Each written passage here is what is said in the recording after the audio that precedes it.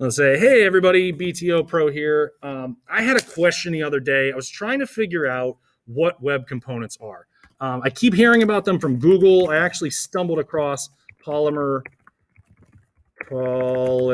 Project. And the Polymer Project, polymer-project.org, because I couldn't type the link. Polymer Project sounded really intriguing to me because I've built a lot of just heavy, bloated front-end development projects in the past.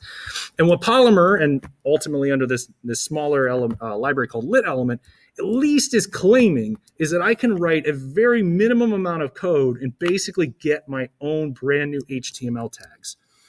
So if you want to learn more about web components, and this is actually where I started, I went to a website called webcomponents.org. And so I just happen to know the names of these, but you can start typing things like paper, and it'll autocomplete and say, hey, here's some examples of things like paper.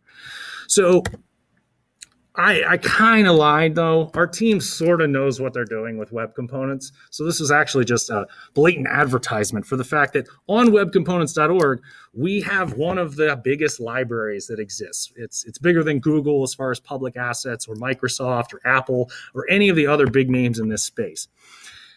But the cool thing with web components, I must say, is you just go and grab someone else's component. You'd run a command such as npm install @lrn web components /magazine cover, and then you end up getting what a magazine cover is. Now, you might not think a magazine cover looks like what I think a magazine cover looks like, but if it does, then you can just leverage that tag and use it.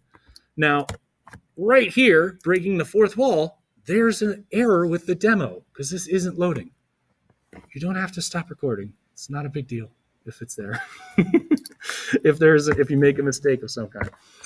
But I would have tabs lined up in some way. I'd be like, okay, I was looking, I found a hello world element. Now, this is an older form of web components in which you have script tags, wrap stuff. So this is more of a hello world for what the V0 spec was.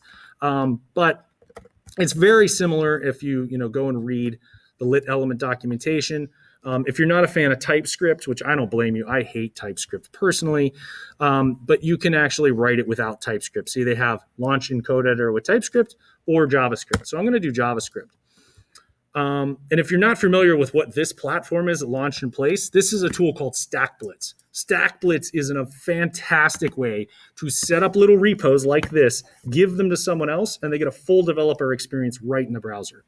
So you can see that instead of that old outdated example, there's an example of Hello World right on Lit Element, their project site. So lit-element.polymer-project.org.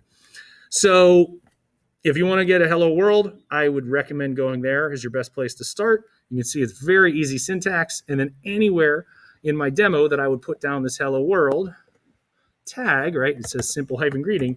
If I copied simple greeting 100 times, it's going to reload, and now I get 100 Hello Worlds.